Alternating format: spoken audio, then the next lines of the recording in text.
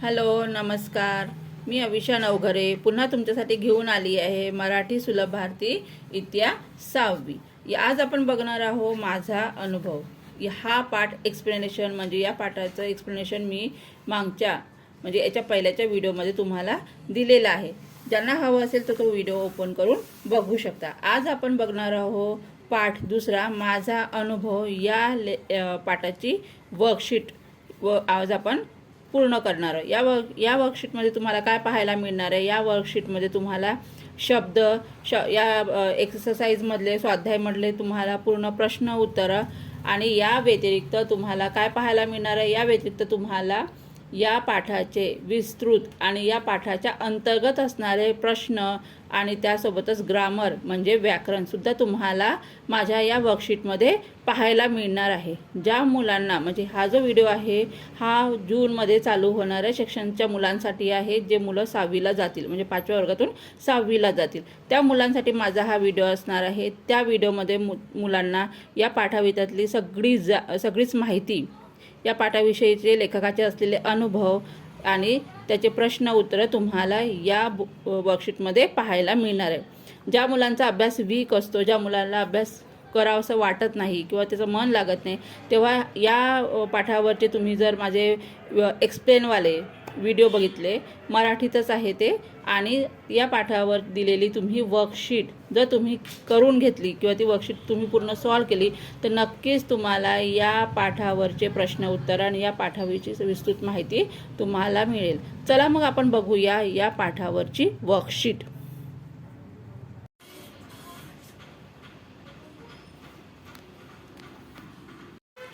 बघा, वर्ग 6वा, विषय मराठी, माझा अनुभव, सुलभ भारती, वर्कशीट 1. या वर्कशीटमध्ये तुम्हाला पूर्ण लेसनची विस्तृत माहिती या वर्कशीटमध्ये मी तुम्हाला देणार आहे. या वर्कशीटमध्ये या लेसनच्या पाठाच्या अंतर्गत येणारे प्रश्न उत्तरं, रिकामी जागा आणि ग्रामर म्हणजे व्याकरण सुद्धा मी या वर्कशीटमध्ये दिलेलं आहे. चला मग सुरुवात करू या वर्कशीटला.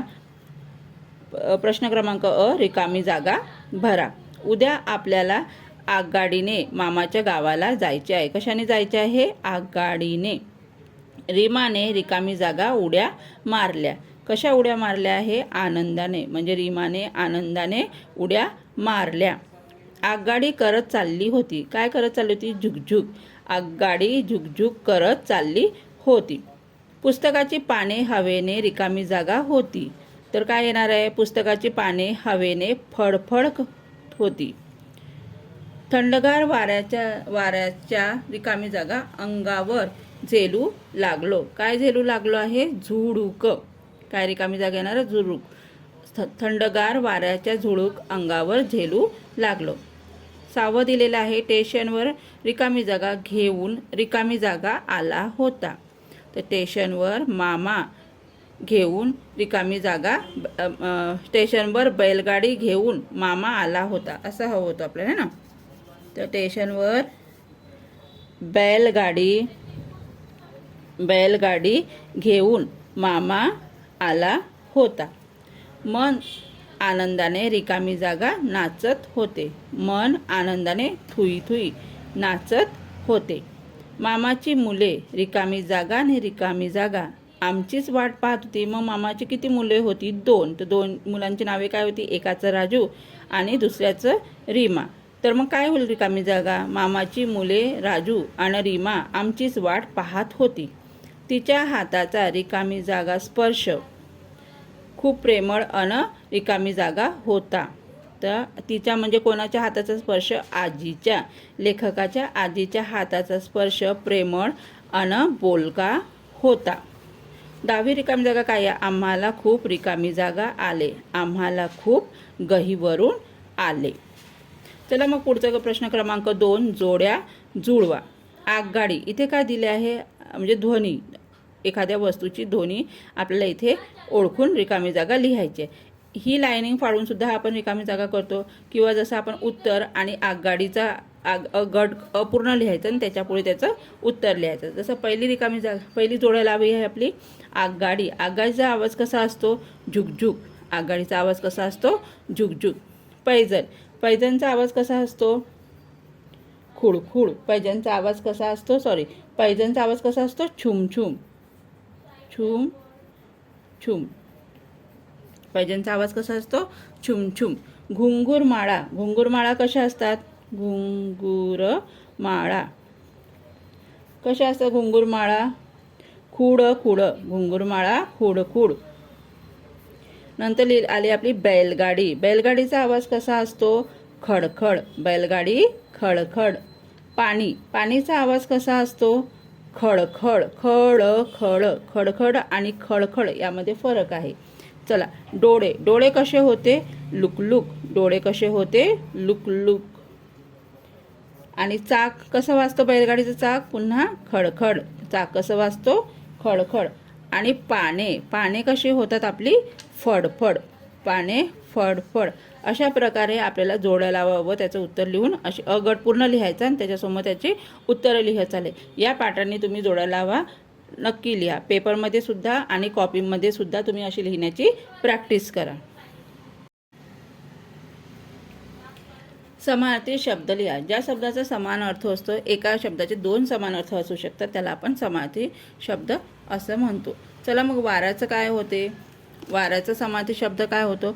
वाऱ्याला आपण काय म्हणतो? हवा. हवा सुद्धा म्हणतो आणि पवन सुद्धा म्हणतो. वाऱ्याला समानार्थी शब्द आहे हवा आणि पवन. तोंडचं काय होतं? चेहरा. या तुम्ही म्हणू शकता मुख. चेहरा आणि मुख. रस्ता. रस्त्याचं काय होते समानार्थी शब्द? मार्ग किंवा वाट. मार्ग किंवा वाट. आई या शब्दाचा समानार्थी शब्द काय होते? जननी किंवा आपण माता सुद्धा म्हणतो. आईला आपण काय म्हणतो समानार्थी शब्द? जननी किंवा माता. शेतला आपण काय म्हणतो? शिवर. हे मी सहज लक्षात राहणारे आणि 6व्या वर्गाच्या मुलाला सहज समजणारे शब्द मी तुम्हाला देत आहे. गाव. गावला आपण काय म्हणतो आहे? खेडे. गावला आपण काय म्हणतोय? खेडे. झाड. झाडाला आपण समानार्थी शब्द काय म्हणतोय? वृक्ष. पक्षी. पक्षीला काय म्हणतो आपण? खग या विहग. गाय. गायला आपण काय म्हणतोय? धेनू. आमराई. आमराईला आपण काय म्हणतो? आंब्याचं. आंब्याची बाग है ना, आंब्याची बाग, त्याला आपण काय म्हणतो? आमराई. चेहरा. चेहऱ्याला आपण ज्याला इंग्लिशमध्ये आपण फेस म्हणतो, त्याला काय म्हणतो? चेहऱ्याला आपण तोंड. साधं बोलण्याच्या भाषेमध्ये आपण तोंड म्हणतो. हवा बघा आपल्याला इकडे झालेलंच आहे, तर हवाला आपण पुन्हा लिहूया पवन किंवा वायू. स्वागत. स्वागतला काय म्हणतो? आदर तिथ्य.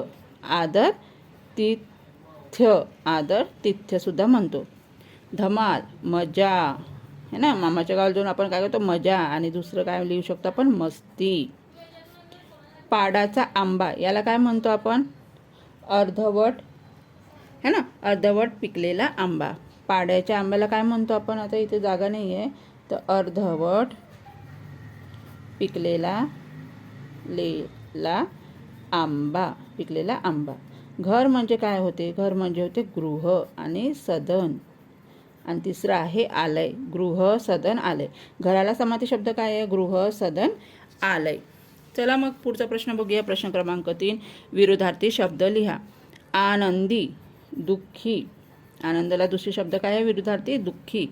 थंड म्हणजे ज्याला आपण इंग्लिशमध्ये अपोजिट वर्ड असं म्हणतो, त्यालाच आपण मराठीमध्ये विरुद्धार्थी शब्द असे म्हणतो. चला मग बघूया. आनंदीचा आपला पहिला झालेला आहे थंड. थंड म्हणजे काय होते? एकदम बर्फासारखं. त्याचा अपोजिट वर्ड गरम. येणे, जाणे. स्पर्श, अस्पर्श. स्पर्शला काय म्हणू शकतो आपण? अस्पर्श. संपणे, संपून जाणे ना एखादी गोष्ट, संपणे. मग त्याला दुसरा शब्द आपण काय म्हणू शकतो? असणे. आहे आणि संपले. प्रेम. प्रेमचं काय म्हणू शकतो आपण? राग पण म्हणू शकतो आणि द्वेष पण म्हणू शकतो. मजा. मजाला काय म्हणतो? सजा है ना. मजा झाली की बाबा सजा झाली असं आपण बोलतो की नाही बोलताना, त्याला म्हणतात सजा. झोपणे, उठणे, बसणे. झोपणेला जागणे म्हणू शकतो आपण, उठणे नाही. झोपणे म्हणजे जागणे. बसणे, उठणे. आजला विरुद्धार्थी शब्द उद्या. हसणे, रडणे. खूप खूप म्हणजे माझ्याकडे खूप सारे आंबे आहेत. तर मग त्याचं अपोजिट काय होईल? माझ्याकडे खूप कमी आंबे आहे. खूप म्हणजे जास्त आणि मग इथे कमी. आम्हीचं विरुद्धार्थी तुम्ही.